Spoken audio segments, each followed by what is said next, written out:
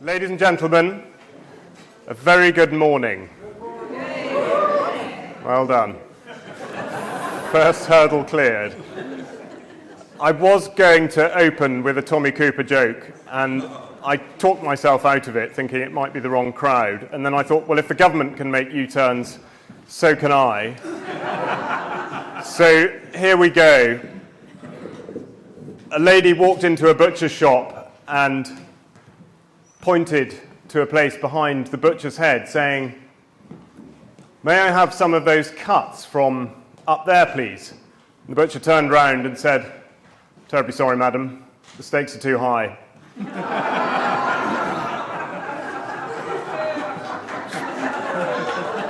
Brings us very neatly to the purpose of today, of course.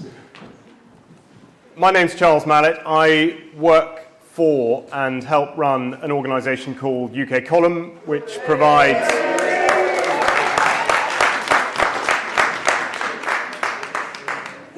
an independent news service, and I'll speak a little bit more about that as the day goes on.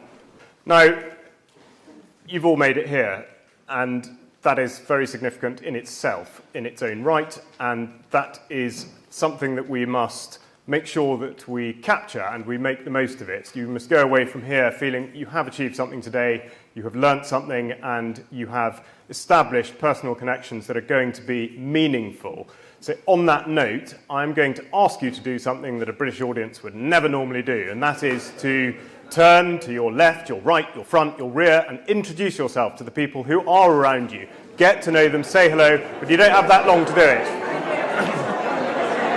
Hello. I'm Charles. Hello. I'm Gloria. Hello, Gloria. That bit seems to have gone very well. Fantastic.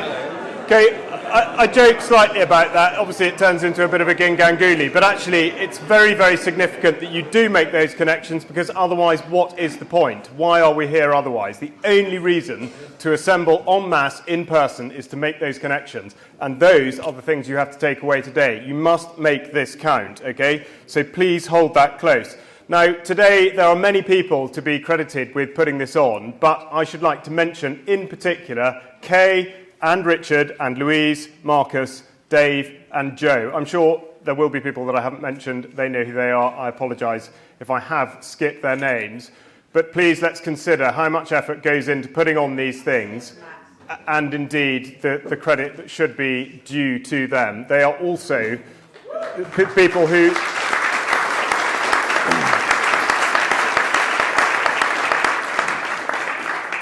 They have obviously committed significant funds to make this happen as well. So if you are in a position to be able to provide support where it's due, then that would be great. I should also say that Kay has asked that I say that if you are in a mind to do such a thing, then actually it would be the Food Finders Hub really that deserves support. But I'm not going to steal Mark Byford's thunder. He will talk exactly about that later. So, but just to sow that seed in your mind, please. I think a big question to ask is, what do we really mean by food security? This country has not enjoyed a state of self-sufficiency in food since the early 19th century, and we live in an age where 2/3 of the adult population of the country are overweight, and a half of those are obese. The food industry wastes approximately 1/3 of what it produces, and then 1/3 of what's taken away by the consumer is wasted in the home. So we have no shortage of food, and yet we are consistently reminded that there is an issue with the cost of food, with which I would agree, but I'll qualify that statement, because I believe, when we look back in time, that it must be beyond coincidence that the National Health Service Act of 1946 contains within its provisions of Part 4 access to pharmaceutical drugs for those undergoing general medical care, and they are, of course, much more likely to be in need of such care due to the price guarantees of the 1947 Agriculture Act, which has driven the industrialisation of farming. So it's astounding, really, that the very companies producing the chemicals that enable the industrialisation of farming are also creating the pharmaceutical products that humans are supposed to ingest to correct the effects. How much more obvious can it be? So I would say that the cost of eating the refined and processed and over-chemicalised hormone-induced foods of the industrialised farming process is indeed your health. Of course, there is a cost. And when we look back to those legislative inputs, it is very clear that the government is not your friend and cannot be your friend in this regard.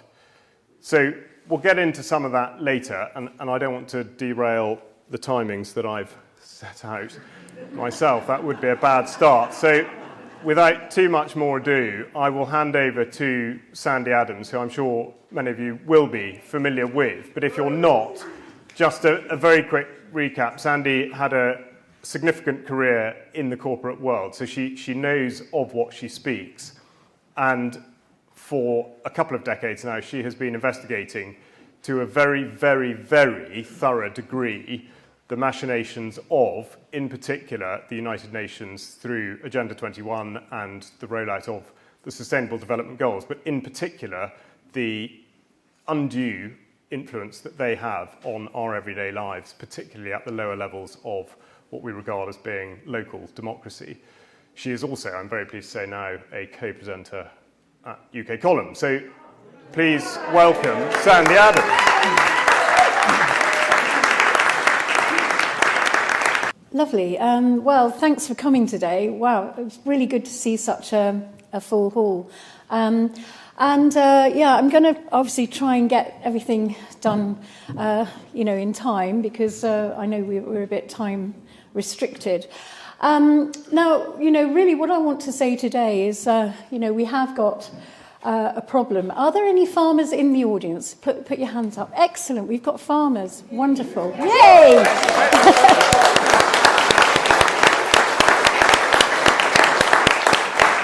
Thank you so much for coming. Wow. Well, really, what I wanted to say is I'm going to briefly go through the history, because a lot of you won't know the history. I've been talking about the history of Agenda 21, and it became 2030 and 2015 for a very long time. And, it's now, I believe that, people are, I was always the nutter, the crazy woman. And I think it's now, people are beginning to realise, I still am a bit crazy, but hey, that wouldn't be me without that. Anyway, I just want to say that this, is a long-term plan, very, very long-term plan. So how did we get here? Yeah, and how it all began. Well, years ago, in the 1930s, there was a massive depression in America, and the stock exchange fell. And there was a whole bunch of technocrats in Columbia University who decided to reinvent the wheel, and they wanted a technocratic society.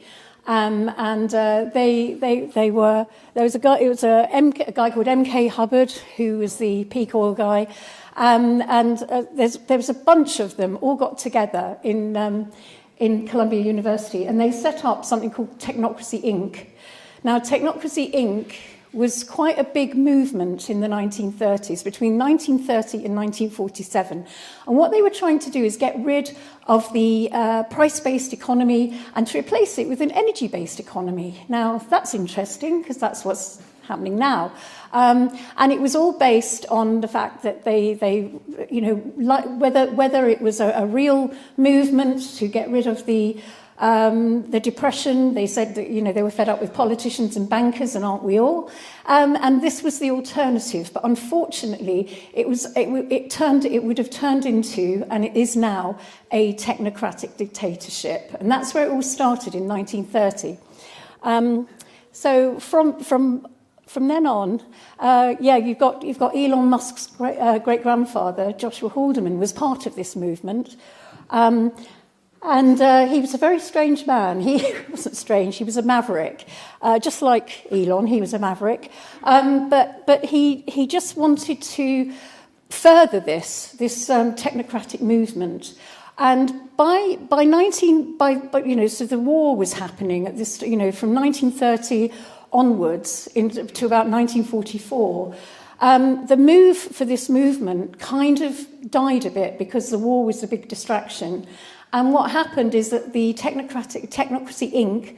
had a big push to really further this technocratic movement.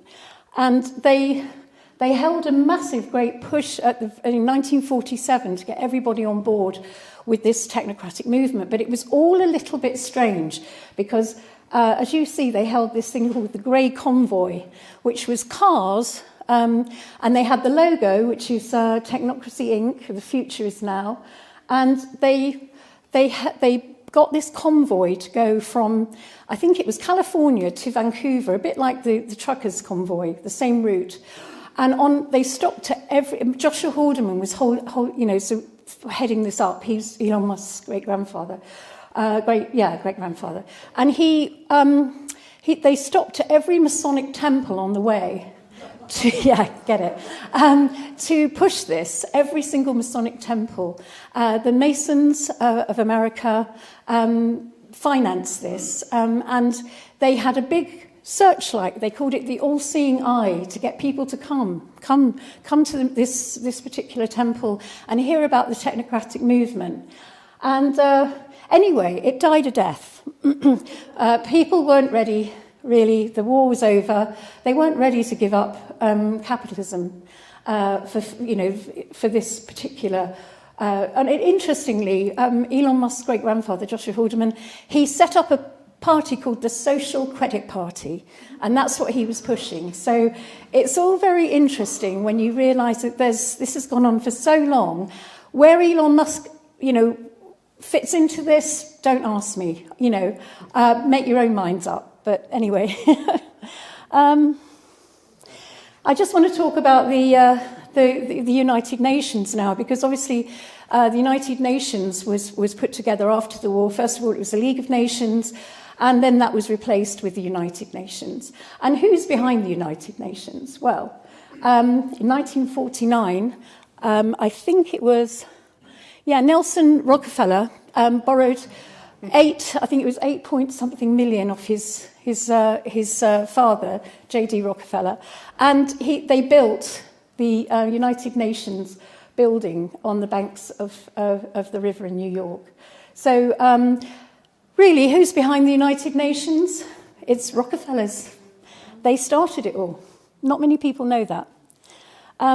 Now, I want to talk really about, how did we get to this point where big corporations are owning everything on our planet at the moment? You've got BlackRock and Vanguard.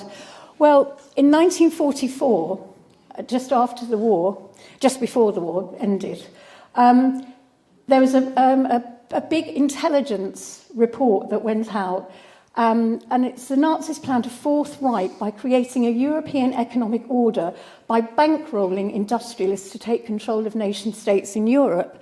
So what happened? It was called the Red House Report. And the SS officers, after the war, all got together. They distanced themselves from Hitler because he wasn't winning the war. They had decided we would win the war a different way. We will win the war by the United States bankrolling all the big corporations of Germany, and they would actually set up big corporations. That is how they would win the war. And what happened is they met in the Red House, I think it was in August 1944. And the Red House is in Luxembourg, it's Strasbourg, and it's a hotel. And the SS officers met there with and they invited the major corporations. You can look this up. Look up the Red House Report. Don't believe anything I say. Do your own research. And they said, we will not win the war militarily, we will have to take over it with big corporations. And they bankrolled all these big corporations like IG Farben, all the pharmaceuticals, everybody, to literally take over the world. And that's what we're living with now. It's the legacy of what happened then. Have I missed anything else out? No, it was things like Krupp's, Daimler, Benz, all of those big corporations got together and the United States bankrolled them. So it's really a big plot to take over the world then. Now, after that, it's a bit of a timeline. You get to 1968 when the Club of Rome was formed. And the Club of Rome really is a crisis think tank. It's there, to literally, they create crises, and it's problem, reaction, solution. Crises, global crises need global solutions. And they come up with the solutions. They cause the crises, and they get the solutions. Now, it was set up by a guy called Aurelio Peccei, who was the head of the club at the Trilateral Commission at the time, and they set it up from his home in Italy. That's why it's called the Club of Rome. It was actually they've had their first meeting in his home in I think it was Bellagio in Italy. So they're very, very powerful people. They're the movers and shakers who kind of, make everything happen, and they create the crises in order for us to, in order to create the problem and then the solution. They come up with it. So that's what we're living with. Have I missed anything out? No. They say global problems require global solutions. That's 1968. Now, there were various Club of Rome reports that and the Club of Rome published all the reports that made the bones of Agenda 21 at the time. Now, Agenda 21 was launched at the Earth Summit in 1992, but there were three major Club of Rome reports that preceded that. And that really, these Club of Rome reports are the bones of Agenda 21. Limits to growth. This was a report really all about population control, and they were basically saying in this Club of Rome report, there's too many people on the planet, there's not enough resources to go around, therefore we have to control population. That report that I gave you, just that one there, that was a really pretty awful one in 1969. It was the report to the president, and it was all about population and how they would actually use wars to keep population down. Obviously, we had the Vietnam War and all sorts of things going on. So there's a lot in that. If you get a copy of it, I've got a copy of it. It called for the US population to be culled to under 100 million people by 2050. And it was published by the Club of Rome, Trilateral Commission, IMF and World Bank, with a foreword by Jimmy Carter. So it was the report to the president. And it was really, as a result, it was agreed to lower the birth rate and to increase the death rate. I mean, pretty awful stuff. And I won't look at the Deagle report because that's supposed to be the population of the world in 2025, which is now. I don't want to depress you because I don't believe this will happen, but they do. They published a report. It's a CIA website called Deagle. They really, talk about hardware, military hardware. But for some reason, in 2014, and I used to put this in my talks in 2014, they published that the population of the UK and other countries like the United States and Europe would significantly be reduced. And that, the population of the UK, which I'll mention now, was at that time about 65 million. They said that by the end of 2025, it would be 14 million. Now, how did they get to that? And we have to hold it in our minds that that will not happen because it hasn't happened as yet. It's 2025. We have to hold that in our hearts, okay? Yes, and now in 1970, Zbigniew Brzezinski decided to reignite the technocracy movement of the 1930s. So these things never go away. And he was always there. He was there at Columbia University at the same time. And he's a big mover and shaker in geopolitics. He's dead now. But there's always someone else to take over, though. Anyway, he reignited it.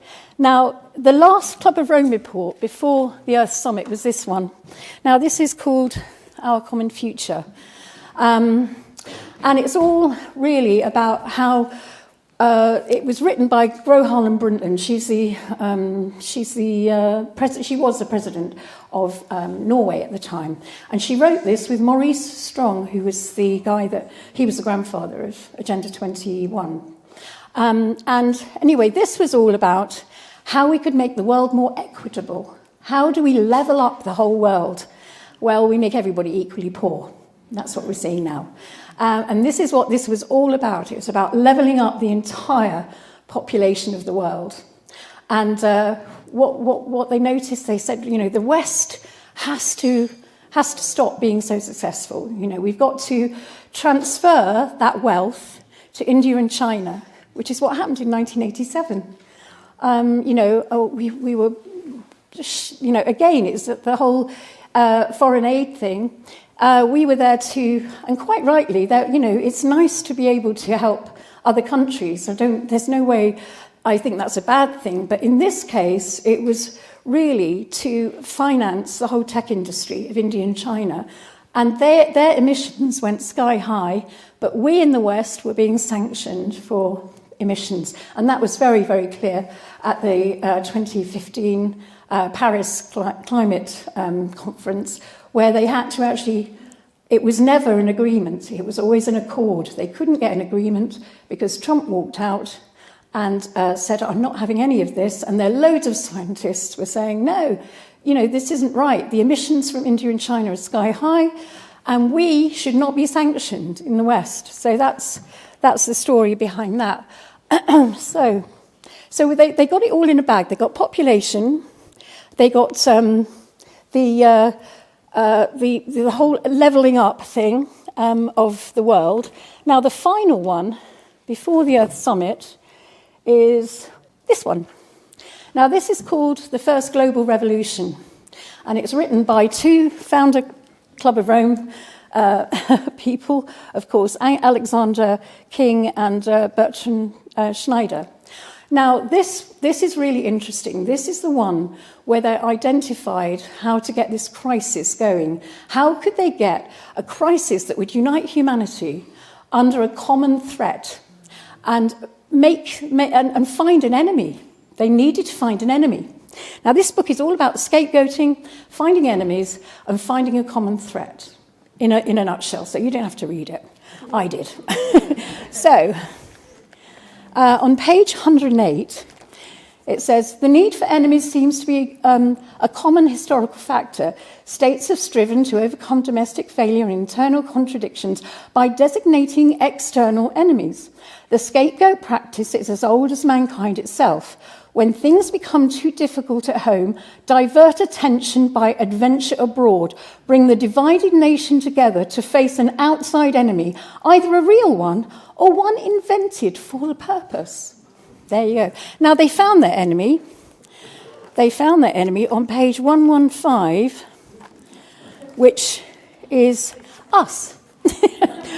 In searching for a new enemy to unite us, we came up with the idea that pollution, the threat of global warming, water shortages, famine, and the like would fit the bill. In their totality and in their interactions, these phenomena do constitute a common threat which demands the solidarity of all people.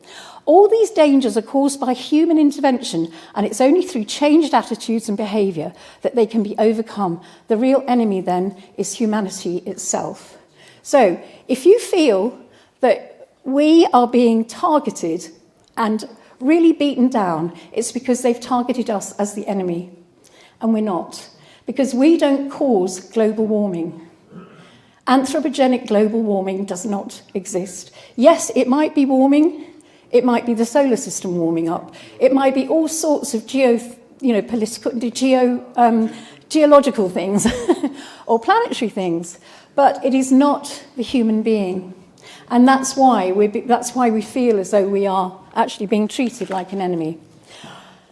Now, then, of course, after this, where they thought, let's use anthropogenic global warming as the vector to bring in world control, and that's exactly what they did. We had, now I haven't got my Agenda 21 book here with me, but this is it. It's a 42-chapter document. You can read it, but it's all sugar-coated and in United Nations speak. But basically, it is all about bringing the world under a sort of global warming, biodiversity dictatorship, basically, and that the humans have ruined the earth, so therefore we've got to pay the price. So, who is Maurice Strong? Well, this is he's the grandfather of Agenda 2030, or 21 and 2030. I don't know whether he lived to see 2030. Yes, he did, actually. We may get to the point where the only way of saving the world will be for industrial civilization to collapse. Isn't it our responsibility to bring this about? Well, that's what's happening now. This is in 1992. Now, this man is, he was an oil billionaire. He worked for the Rockefellers for 17 years. He's not, he actually got done for the oil for food scandal. He's a bit of a crook. He loved China. He got done for the oil for food scandal with Adnan Khashoggi, where the UN Security Council found that there'd been financial, something going on really bad, basically. And he was facing jail. This is after the Earth Summit. And he ended up fleeing to China. He was very good friends with Mao Zedong at the time, and he ended up staying there until he died to avoid jail. So he was a big crook, really, and he was the grandfather of Agenda 21 because actually, at the Earth Summit, all of the oil billionaires got together with the bankers, the NGOs, all the climate lobbyists, everybody. They had all invested already in the carbon credit banks. That's what they were going to make a fortune. They were going to clear up with the whole carbon scam. So, and the Prince Charles was there. Yes, he was there. Prince Charles, there he is. That's Václav Havel, and there's Klaus Schwab. This is 1992. He really is the head of the snake because the year before, in 1991, he'd brought Royal Yacht Britannia into Rio de Janeiro harbour, and he'd hosted a big party for all these people, for all the big NGOs and all the big corporations, because he'd already set up the Prince of Wales Business Forum, and that is the model for the public-private partnerships that we're seeing now. This man has done more to destroy his own country, of which he's the king, than any other monarch has ever done. And he's an absolute disgrace. Yeah. Thank you.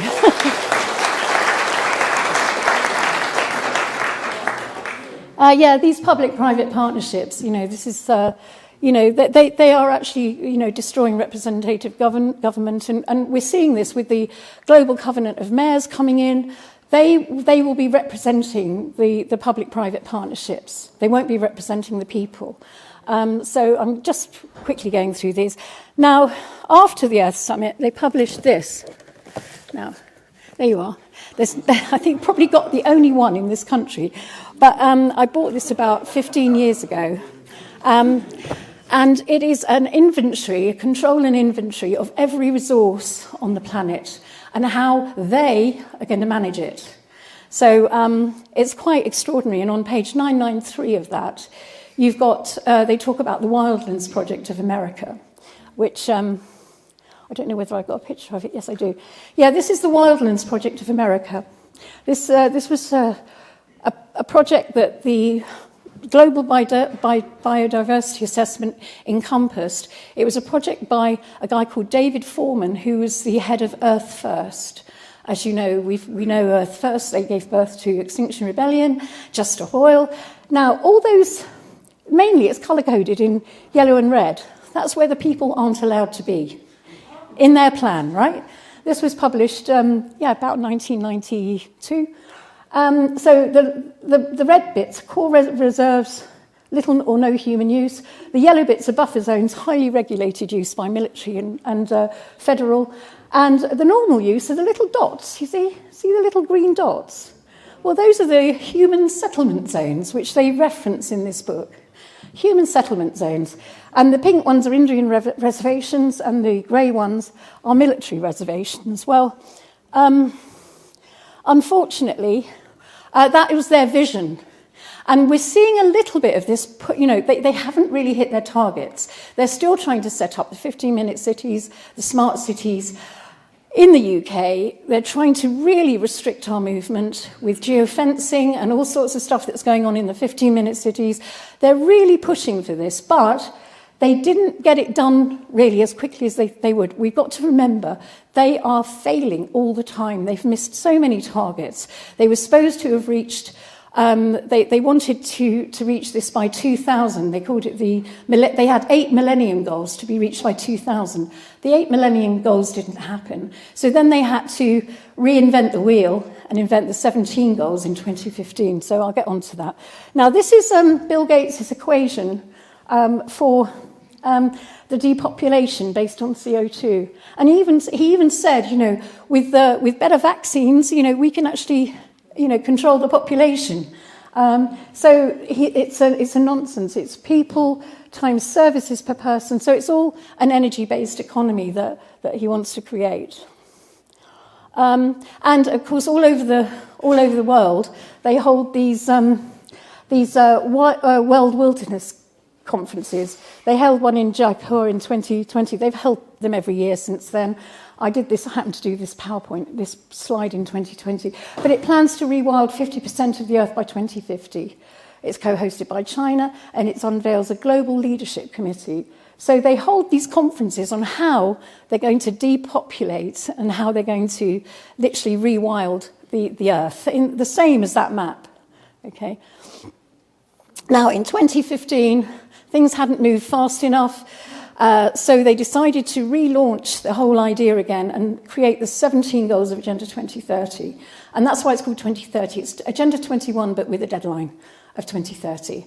And the Pope and President Obama got together in Rome, and they launched these 17 goals that were going to save the world. And it all sounded so sugar-coated and wonderful. That's the 17 goals. Now, if you go to my website, I'll show you a slide at the end. I've published exactly what these goals are, what the UN say they are, and what the real goals are. So if you go to my website, sandyadams.net, they're all on there. And do sign up to my newsletter because it'll be ongoing. I've only just revamped my website because I'm terrible at doing things like that, and I've just done it. So all the goals are on there, along with a lot of other stuff, and a lot of the stuff that I've talked about today. They've got various goals, like, end hunger, which means, sort of literally Monsanto taking over all our food, and really the whole horrible food thing, which I'll go into. Farmers are being incentivized to give up their land to renewable energy, such as solar, wind farms, housing, rewilding, no food production, and businesses on their land, like glamping and herbal lays. And we've seen the farmers being de-incentivized. They're about to have, by 2027, the sustainable farming incentive becomes even less. What was, the money they were getting, when we were in the EU, was taken away and replaced with the sustainable farming incentive. And farmers are now being encouraged to not farm because it's not biodiverse. Things like keeping livestock, all that kind of stuff, and they've got to, have everything on their land that is actually not farming. They're being incentivized not to grow food and not to keep livestock, which is what farming is all about. So where does our food come from? That's the problem.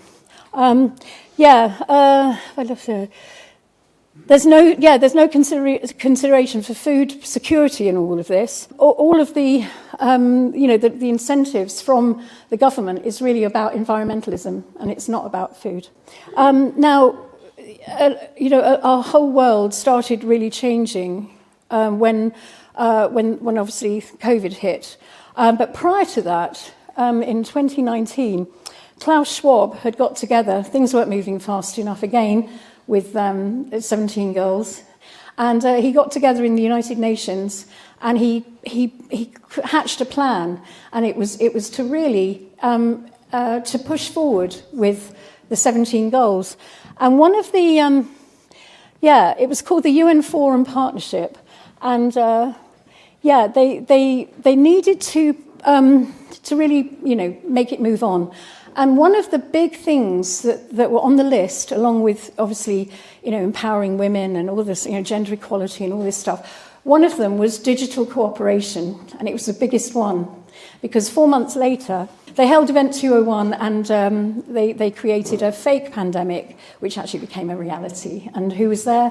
Bill and Melinda Gates. They had the same people from the World Economic Forum, the UN, but the added bonus was Bill and Melinda, and they said, "Oh yeah, we've got a vaccine." And so they got their digital cooperation, because while we were all asleep during the lockdown, all of the infrastructure went in. The biometrics went into the supermarkets. The 15 minutes cities kicked off. Everything happened after that, really, while we were sleeping during lockdown. So, and this is the whole technocratic agenda. So there's a lot of things like, this report came to me in 2020, and it was all, it was interesting because it's a new production methods really in agriculture, automation and autonomous farming, insect biomass. It's all in this document. Do have a look at it. It's from the food and drink sector and agricultural productivity. It's a very interesting document for any farmers to look at. And of course, the farmers must have read The Path to Sustainable Farming 2024, which literally puts the nail in the coffin for all farmers. I mean, it's horrendous. It's about phasing out their subsidies and literally telling them not to farm because it's not biodiverse. So do look at the sustainable farming, the path to sustainable farming and agricultural transition plan 2021 to 2024. That is really awful. I want to just talk about the Sainsbury's Future of Food report. Horrendous. If you can look at it, because it's extraordinary. It says the CEO of Sainsbury's said, in the future, farmers won't exist. The supermarkets will produce all the food for the future using AI technology. And in this, you've got, sort of Claire Hughes of the Quality and Innovation at Sainsbury's said by 2069, working alongside our suppliers, we predict to have introduced foods like jellyfish and patch dinners. They've got this mad idea about the future of food, and it's not actually going to be in the farmers' hands. The big corporations want to create the food, and it will be horrible food. It will be frankenfood. So we're looking at, here we go.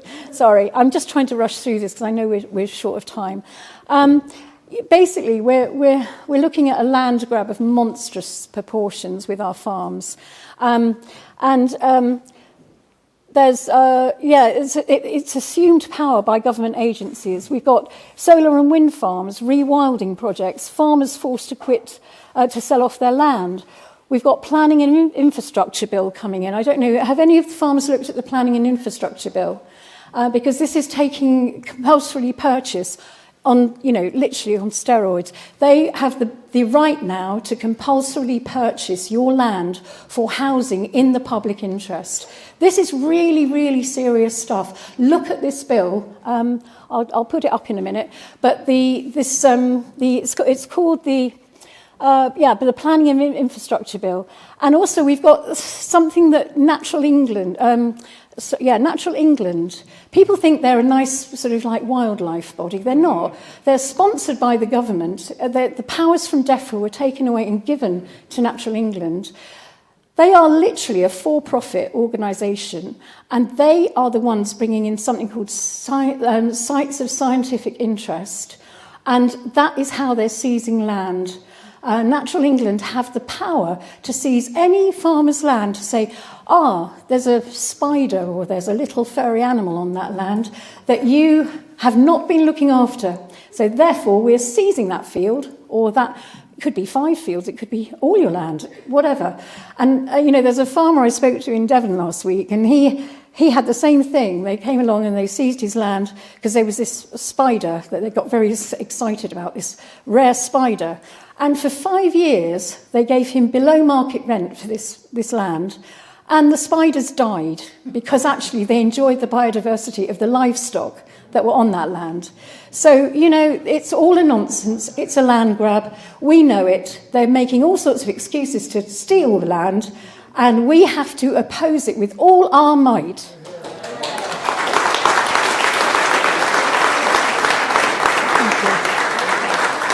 Yeah, that's it. It's called the Planning and Infrastructure Bill. Look at it. It's horrendous. And it has to be opposed, really. It really does. And there's Natural England, sites of scientific interest. Look at that, look it up. And see what a site of scientific interest is, because they are getting more powerful. And in fact, there's an MP somewhere in Cornwall who actually challenged their power and said, look, we must have this. We can't have this NGO, it's not an NGO, it's actually a government-sponsored body, seizing land off farmers and off anybody, anybody where they want to build a housing estate. So, there's my website, sandyadams.net, and do look up. You can just sign in and look at the 17 goals and understand what they're really about, because what's presented to you is absolutely not what is real. I'm going to leave it there. Sandi, thank you very much indeed. That's fantastic. Thank you.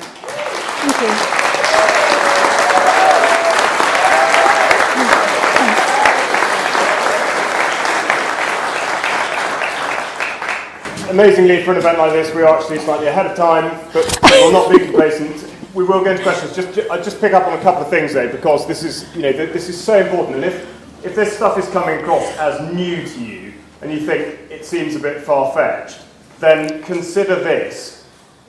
You can write within your parish council what's called a local plan, and that is supposed to inform the planning that happens within that area. So you can say, we have made X provision for this, so you're able to resist the next level up. If they want to say, we are going to foist this onto, let's say particularly within the remit of housing development, it's probably, and definitely at national government level, unqualified. There is no mathematical evidence for picking a particular figure out of the air with regard to housing. So you can write your local plan and you can say, well, we've done this, we've decided that we think this is right for our area, and you submit it. It goes one up to the district council, and if it doesn't accord with this stuff, the district council won't ratify it, and therefore it is not valid. And if you follow that up the chain, you will find in every piece of legislation that determines this, references to the United Nations Sustainable Development Goals. So this does affect everybody, and whilst it might seem like bits of string on the wall connecting back to people like Maurice Strong, it is very real and it is there. So that is one part. Another thing is, when you look back to the creation of the United Nations building, for example, how come it is always the same people with these Malthusian ideas about population that hold uncontrolled power and unaccountable authority over these planning organisations? It might be one thing to think, well, the United Nations has our best interests at heart. If it weren't for the fact that the United Nations receives money other than that given to it by its member countries, it is privately funded. So there is a massive conflict of interest, not just with the United Nations, but with so many of these organisations that are supposedly acting responsibly for us all. Now, just to go back to, again, the sort of language used and how much of this is a marketing exercise, regardless of your views on whether or not anthropogenic climate change is a thing or not, I would draw your attention back to 1970 when the then newly invested Prince of Wales said in his speech about the countryside award in Wales that he feared that talking about ecology and diversity was going to seem like a craze which would lose people's interest. He realised back in 1970 that you had to have something that was going to capture people's imaginations in the long term and make them fearful. And it's exactly what Sandi's talking about, and it has come to pass.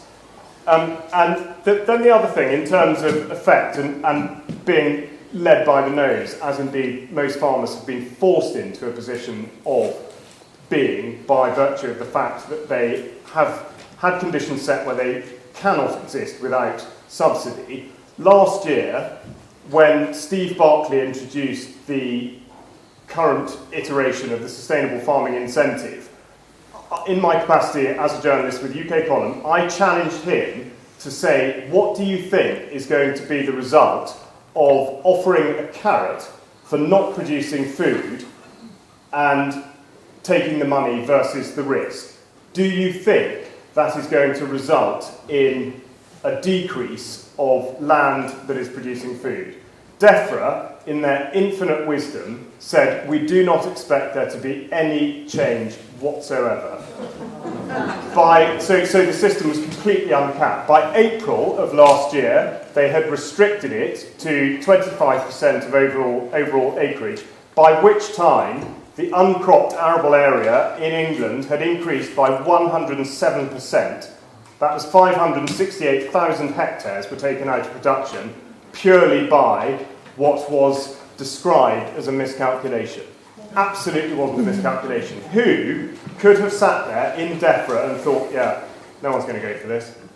They'll try and keep growing stuff and risk it with the weather and with the pricing and all the rest of it. They won't take the money. Of course they will.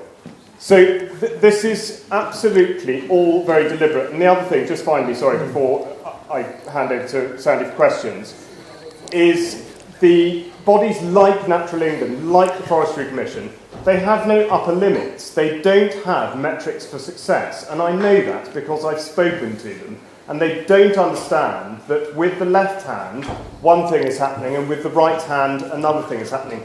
The twain shall never meet, and that again is entirely deliberate. So Natural England, which is full of well-intentioned people who believe they're doing the right thing, don't know whether or not they've achieved what they're setting out to achieve. Because for them, the sky is the limit. And that in itself is a massive problem when you think about how that pushes land to be used for one purpose or the other. And finally, sorry to bang on, but on food security, who thinks that food security is something that the government is committed to that is enshrined in law? Good.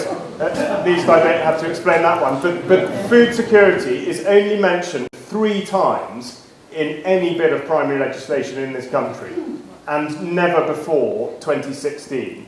So in pieces of legislation pertaining to Scotland in 2016 and 2024, and the Agriculture Act in England 2020, and even then, it only says so in relation to being given consideration to when funding farming schemes for other purposes. So the point is that food security is never, ever a primary or even secondary consideration for the very ministry that is saying that it promotes it. Okay, I know a lot of you probably know that already, so I'm sorry about the sucking eggs thing, but it's just to make the link between what Sandi has been going through and what is actually the case on the ground, and therefore how purposeful and how deliberate this actually is. Anyway, so I just wanted to just mention also, that wildlands map, what I'm seeing is it coming, with things like the right to roam and the fact that farmers on Dartmoor and Exmoor have been restricted in their livestock grazing, all that kind of stuff. You can see that they're trying to lock off the countryside from the human activity, and that is exactly what they set to achieve in 1992 and before. And also, I got a call from somebody, a text from somebody in New South Wales in Australia, and 73 state forests have been shut down to human access. Yeah, some of them have been shut down completely, some of them have been restricted.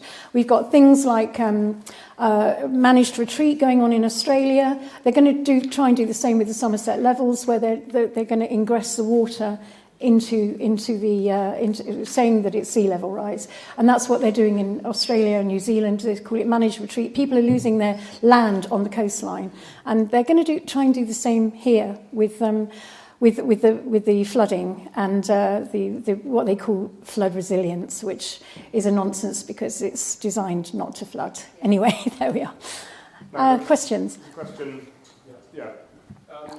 It's going to be an obvious question. How do we actually oppose it? Because from what I see, we can write all the letters we want. Yeah. The government want to do what they do, and they will enforce it. How many people here engage with their local councils? A few, that's good, that's good. That is the only way. Now, years ago, I used to follow this lady in America called Rosa Corey. Sadly, she passed away. But her big thing was you can only fight it in your locality. And I think she's absolutely right. And as Charles said, you can oppose, look at your local plan. Your local plan is all about housing development. It can be stopped, but you have to go through the right channels. They really bank on us not going to our local councils because we're so busy. And really engage with your local councils. Make a noise. I made a noise in my local council, and now they're beginning to turn around. I never thought it would happen. It's a Green council. The last couple of weeks, they're beginning to turn around and seeing the bigger picture. And that's our job, is to actually show our councils, because these people are well-meaning and they think they're doing the right thing. They have to realise they are not. They're actually working for the dark side, but they don't know it. Yeah. Excuse me, can't you do that at county level? Then that would be... Yeah, county level's better. I mean, actually, your local council have limited capacity, but certainly at county level, go to your county, your bigger. Unfortunately, I haven't had time to go into devolution, but devolution is a bit of a nightmare because they've got this global covenant of mayors who are their only reason for existing is to produce net zero by 2050, and unfortunately, they will have more powers than Westminster. The powers from Westminster are being given to these global, they're called the Global Covenant of Mayors for Climate and Energy. And this is what devolution's about, because these mayors, they're trying to devolve England into about 7 regions. Instead of 360 councils, they're trying to devolve them into 7 regions. And these mayors will be in charge, and they'll be pushing forward to make your life a misery. Climate lockdowns, you name it. That's what they aim to do. We have to stop the Global Covenant of Mayors taking over this devolution process. That's the way they're doing it. Sorry, just in front of you, but just very quickly on that point. How does that work then with Bristol, where they've just introduced an LTN under cover of night with police protection, and they put it up in the same way as they put up the Berlin Wall? Exactly. Tactics, and those people have all protested using the right channels. What's the LTN? Well, far be it from me to incite people to... Sorry, just one second. Yeah, stop me. The question was what to do about a low traffic neighbourhood that's been set up in Bristol overnight with police protection. Basically, that means that people's movement is now physically restricted according to which streets they can drive along at what times of day, etc. What can be done?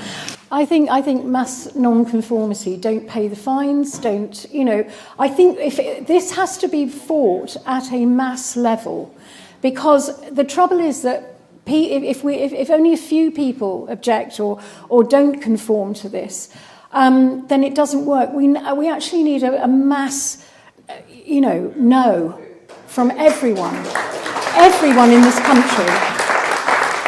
And don't ask me how we'd go about that, but I think we need literally a force behind it. Yeah. Hi, Tracy Worcester. Oh, Tracy. Hi. I think it'd be quite good if by the end of the day lots of people have shared what they do so that we can support each other in what we actually do already. Because although the speakers are brilliant, I bet you everybody in this room is doing something that needs support. The other thing that I find a lot is that people say, oh, isn't it good if we can keep the oil in the soil? But actually, is it right to think that there is as much energy being used, if not more, now, even though they say it's to reduce CO2? So all the AI, everything that's going to make this of the world, Yeah. These data centres they're going to build all over our country are using up masses of energy, masses. I mean, we all know it's a nonsense. None of it makes sense, and it's not meant to, because it doesn't, and it never has. Renewable energy doesn't work. Yeah, we're covering our land, our priceless arable land and livestock land with renewable windmills, turbines and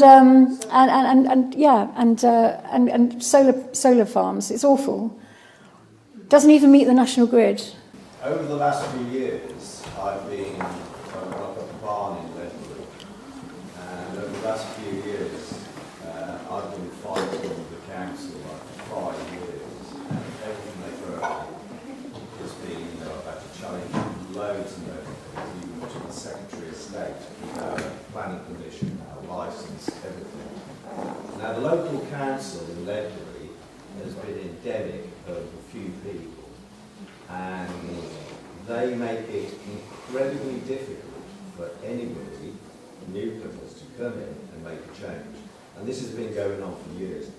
And the problem is that people in the town, if you talk to anybody, it's like, oh yeah, the local council, waste of time, they're just wasting their money, they're bicker, they infight, and they're just wasting their money. But things will never change. Hereford Council, exactly the same thing. It doesn't matter what you do, whether you're applying for planning permission as a small individual person, the big companies just walk in and just do whatever they want. All this is, happening all the time. So individually, it's really, really hard to make a difference, incredibly hard, as I know. But the one good thing that we ought to be doing is just not paying our council tax. Everybody just saying, no, forget it.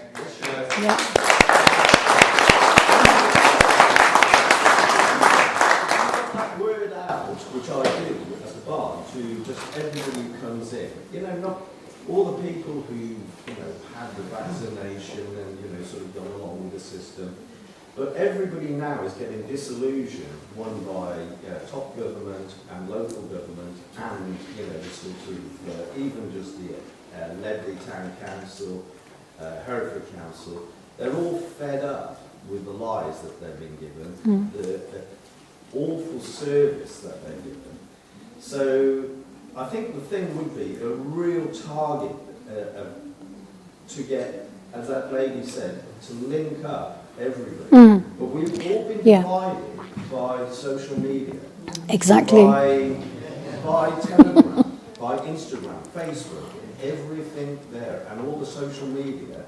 And we've been, little groups have been set up and they have their little infights and arguing because we've been divided and divided and divided. And that's what their master plan is, to divide us all the time. Yeah. But as that lady said, always. we all get together and convince everybody else, look, this is absolutely awful. Let's start off by sacking the council off and putting some decent people. So you do what Lynn Franks has come up with the idea. You go to your councils and you say to them, yeah, it's great on your agenda, you want to do this, but actually we the people are going to take that idea, 10 of us are going to go out to our town and get a straw poll analysis for you on that. So hold fire, we'll come back and tell you what we want you to do. And that's the power you have. Or you set up a new one. That's harder and slower. Get on with every issue. Get in there. Get 10 people to go into a town and say, we'll take an analysis. There, hold on. And they can't do anything about it. I think it's a very good point to get involved yourself. We don't want to get drawn into it, we don't have time. We've just got one more question, please, and then we'll have to stop on this one for now. What if those of us who are prepared to stop paying council tax redirect that money we'd be paying for council tax to subsidising the farmers to produce food? That's a really good idea. If we Yeah. I mean, I am speaking at a council tax rebellion conference in Goffinland. I think it's on the 27th, I think, of April. I will put the details on my website and on X. I'm sorry, I do X. It's at Sandi Adams 2030. But it is about a mass, rebellion in council tax and other taxes. So I'm hoping that will probably push it all a bit further. Yeah, because if we all do it, then it's a massive, powerful thing. Yeah. Lovely. That's a great note to end on. Sandi Adams, as always, an absolute mind of information. Thank you.